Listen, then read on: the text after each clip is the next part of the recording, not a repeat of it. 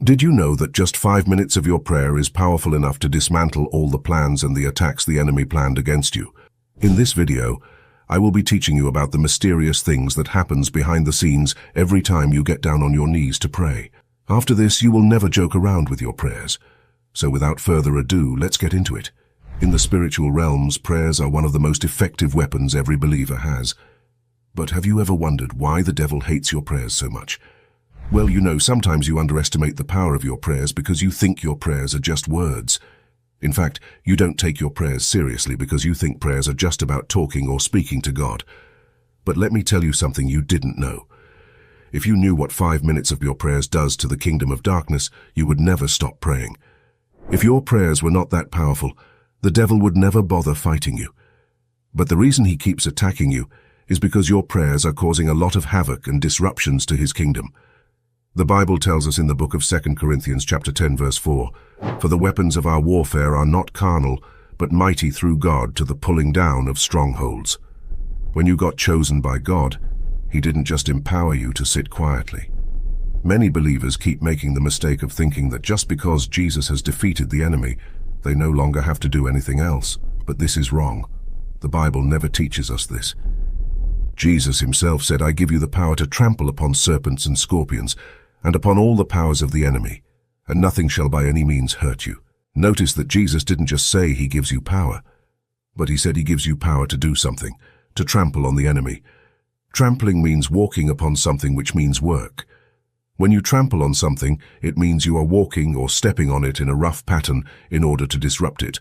This means even though you've got enough power, you need to do something with that power. So being born again doesn't mean the devil will not attack you. It doesn't even mean you are exempt from facing spiritual attacks. No. Being born again simply puts you on a better platform to overcome the enemy. It gives you the authority to put the devil where he belongs. This is why Jesus said, "I give unto you power and authority to trample upon them."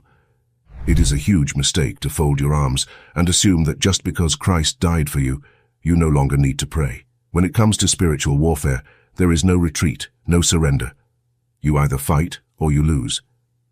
There is nobody on the surface of this earth who goes for a whole 24 hours without getting attacked by the enemy. Nobody, not even a newborn baby. If the devil is not attacking you, it means one of two things. Either you are too weak to the extent that he doesn't feel threatened by you, or you are already his slave. But as long as you are a genuine child of God, trust me, he will attack you, and this will continue right up to the very moment you take your last breath on earth. This is why he fights you day and night by causing distractions day to day to keep you from praying. Your angels are always on standby, ready waiting to go out for war. But the problem is, you are always silent. You don't talk. You don't pray. You don't do anything. You just sit there doing nothing. During your time of idleness, this is when the devil uses the opportunity to strike. So even though you have more than enough resources and power, your angels can't do anything without you praying, because a prayerless Christian is a powerless Christian. You can never be a threat to the enemy. So sometimes the devil won't bother you at all when he sees that you don't like praying. But every time you get down on your knees to pray, the kingdom of darkness trembles, because they don't know what havoc you are about to cause. You might be thinking you are just praying, but trust me, what your 5-minute prayers do to Satan and his kingdom is powerful enough to damage their work worth years of labor. But the problem is that they don't want you to know about this. They try to give you the impression that your prayers aren't effective, when in reality it's causing a lot of havoc. The devil is very proud, and despite the fact that your prayers are hurting him severely, he's too proud to admit it. Sometimes you might be praying for long, and it looks as though nothing is happening. I mean, think about it. When you kneel down to talk to God, the devil immediately knows he's in trouble. But the biggest problem is that you don't even know it. Let me give you a very practical example of how powerful your prayers can be. Let's say you live in a neighborhood where there are a lot of evil activities that go on. As long as you keep on praying, there are certain levels of evil that will never happen in that community. You might not know this, but that's the truth. Your presence and prayers alone in that area will dilute the power and forces of the enemy. So even when the devil plants traps and sets up attacks, your prayers will dismantle them. The reason is that it takes the devil a very long time to plan evil against people. Sometimes it can take him months, sometimes it can take him years. But as long as you are in that community and keep on praying, your prayers will always keep dismantling the forces of darkness and their evil plans. So what will the devil do? He will try to attack you either by making you prayerless or by stirring up persecution against you so that you get distracted. This way you will stop concentrating on your prayers. As soon as you stop praying, you have given the devil a holiday and some rest. In fact, let me tell you, every prayer you pray isn't even meant to be just for you. As someone who has become more spiritually advanced, you hold the power to bring freedom and deliverance to those who are still trapped in the clutches of darkness. While you, through the redemptive work of Christ, have been set free and have emerged as a spiritually advanced individual, there are others who remain blind and oblivious to the truth. They are ensnared in the devil's web of manipulation, their lives governed by his malevolent influence. This is where your role becomes pivotal. God, in his infinite wisdom, calls upon you to rise up and intercede on behalf of these individuals. He urges you to pray fervently, passionately, so that the principalities and forces of darkness may be compelled to release those who are blind and lost.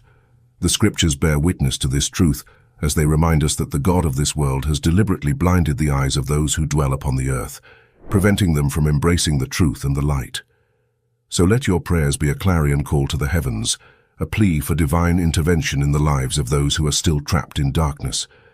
As you engage in this spiritual warfare, remember that every prayer you offer is a mighty weapon, capable of shattering the chains that bind the blind and setting them free. This concept isn't only applicable in your community, it is also applicable to your family too. There are certain things the enemy will never be able to do to your family as long as you are a part and parcel of that family. This is why sometimes when you go to your house or to your home place, there are certain things that cannot happen because the presence of God in you stops the plans of the enemy. This is why sometimes you might even be at work and you notice that your colleagues start persecuting you, or people start hating you for no obvious reason. The reason they are hating you is not because you are bad. It is because the presence of God in you is provoking the demons that are around your environment. So when you get to a certain place and you notice that people start disliking you unnecessarily, instead of complaining, what you should do is continue praying. That shows that there is something in you that you carry that is stirring the enemy in the wrong way. So always continue praying and fasting. But as for giving up, never do so, because the moment you give up, you've lost the battle. So if people hate you, or you start getting attacked, it's a clear sign that the enemy has seen the presence of God you carry. And this is why Jesus himself told you that you will be hated by all men for his namesake. Even if you go to a place and keep quiet, people might just dislike you because the presence of God in you is just too evident. The anointing of God in you is manifesting in a way that you could never have imagined. God might be using you as a gatekeeper for your family or community to set others free even without their knowledge. Your prayers are so powerful to the extent that it's making the devil insecure. So if you keep experiencing trials and tribulations from the enemy, don't give up. It only shows you are doing something for the kingdom. So there you have it. Thank you for watching. If you love our video, please feel free to subscribe to our YouTube channel.